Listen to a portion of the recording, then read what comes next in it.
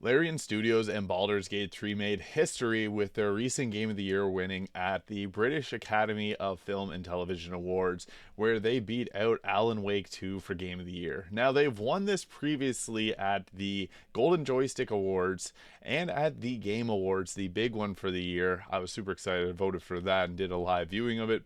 The DICE Awards in February, Game Developer's Choice in March, and then they just won at the BAFTAs here. So no other game has ever done this before. Elden Ring last year was close, but it actually got beat out by Vampire Survivors. And in previous years, 2018, God of War was very close, but it got beat out by Fortnite. So this is the first time that this is the first time any game has won all major Game of the Year awards. So it's pretty big history in gaming because this game is fantastic. I'm a huge fan of it as someone that's not into I was not really into Dungeons and Dragons or any slow turn-based combat until playing Baldur's Gate 3. It is that perfect. So I've played all these other games: Alan Wake 2, Dave the Diver, Tears of the Kingdom, Marvel Spider-Man 2, and Mario Bros. Wonder. And by and far, Baldur's Gate 3 is the best of those games. There's just so much creative freedom in Baldur's Gate 3 to do it how you want to do it. The characters are all really unique, have great dialogue, and the gameplay loop is really fun. Alan Wake 2 is really close though. I really enjoy that game. It's a horror style game similar to like a Resident Evil, but it has one of the coolest stories I've ever seen. Baldur's Gate 3 also has one of the coolest stories I've ever seen. It's really tough to pit these two together. A lot of people wanted Spider-Man 2 to win, which it is a really great game, yes, but I do think that there some better choices this year. Now, other winners at the BAFTAs: Animation, Hi-Fi Rush got the win. Artistic Achievement, Alan Wake 2, and I agree strongly with that one. The the artistic direction Sam Lake has put into this at Remedy is just incredible. That game is memorable just for the truly unique story that I've never seen in any type of video game before. Audio Achievement, Alan Wake 2. It's got some great audio. Best game, obviously, Baldur's Gate 3. Evolving game, Cyberpunk 2077. This is what I would vote for as well.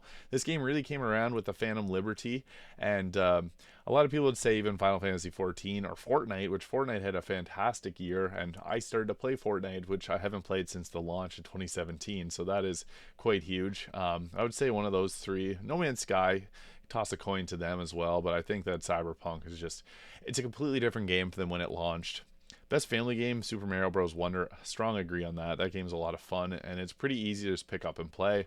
Hogwarts Legacy didn't really win much, unfortunately.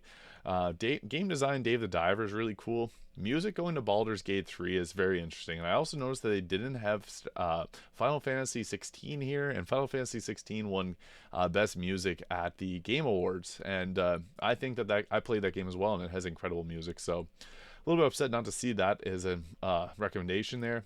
Multiplayer going to Mario Bros. Wonder makes sense. Baldur's Gate 3 also has a really great multiplayer.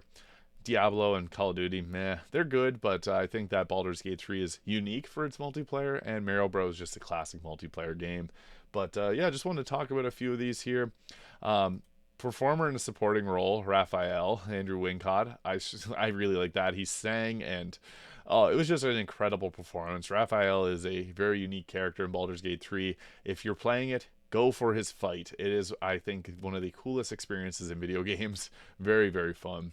Performer in a lead role, Miles Morales winning is interesting. I'm surprised narrator in Baldur's Gate 3 didn't win, but also Neil Newbin. I thought Neil Newbin would win this award, but also Cameron Monaghan as Cal Kestis is pretty good, but I think Neil Newbin definitely deserved this one. I think it's tough having the vote split between the narrator, Neil Asterion, and Carlock, so that makes it a little bit tricky. But Spider-Man and Miles Morales both getting little nods there is interesting.